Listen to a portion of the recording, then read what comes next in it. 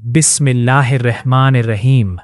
अस्सलामुअलैकुम नाजरीन, आप देख रहे हैं जी न्यूज़ और आज हम बात करेंगे पाकिस्तान और रूस के दरमियान बढ़ते हुए सिफारती ताल्लुकात की।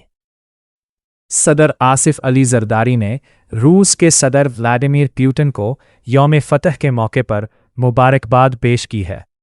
बज़ाहिर ये एक रस्मी पैगाम लगता है, लेकिन आलमी सियासत को समझने वाले जानते हैं कि ऐसे सिफारती इशारे बहुत अहम होते हैं। यौम फतह रूस में हर साल 9 मई को मनाया जाता है। ये दिन दूसरी जंग अजीम में नाज़ी जर्मनी के खिलाफ सोवियत यूनियन की कामयाबी की याद दिलाता है। रूस के लिए ये दिन कौमी फ़ख्र, कुर्बानी और ताकत की अलामत समझा जाता है।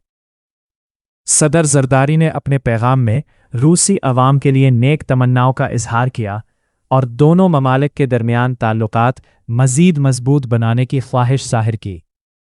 नाजरीन, गुज़िश्ता चंद बरसों में पाकिस्तान और रूस एक दूसरे के करीब आते दिखाई दे रहे हैं।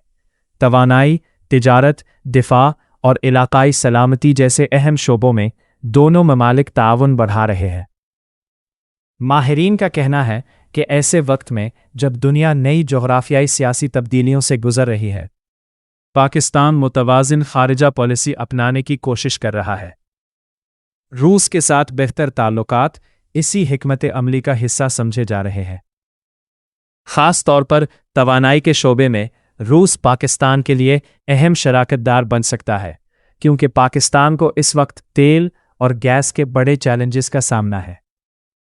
अब सवाल यह है कि क्या पाकिस्तान और रूस के ताल्लुकात मुस्तकबिल में एक नई स्ट्रैटेजिक शराकतदारी में बदल सकते हैं? अपनी राय हमें कमेंट्स में ज़रूर बताइएगा। वीडियो पसंद आए तो लाइक, शेयर और जी न्यूज़ को सब्सक्राइब करना मत भूलिएगा। अल्लाह हाफिज़।